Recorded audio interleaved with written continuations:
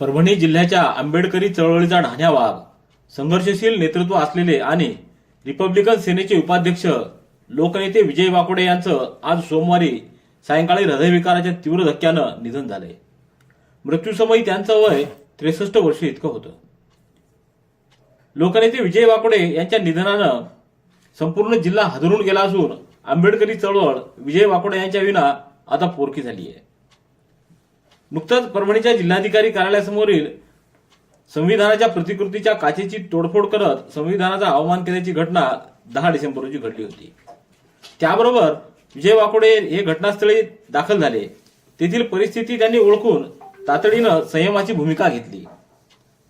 तर दुसऱ्या दिवशी देखील या घटनेच्या निषेधार्थ पुकारलेल्या बंदच्या आंदोलनात त्यांनी संपूर्ण बंद शांततेत पार पाडावा यासाठी प्रयत्न केले. तर उत्साही कार्यकर्त्यांना आवरण्याचा प्रयत्न देखील त्यांनी केला.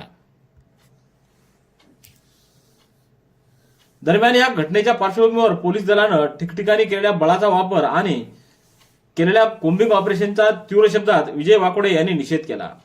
शांतता समितीच्या बैठकीत देखील अगदी पोटतिडकीनं विजय वाकोडे यांनी आंबेडकरी समूहाच्या भावना मांडत प्रशासनाला कोम्बिंग ऑपरेशन थांबवण्यास भाग पाडलं होतं.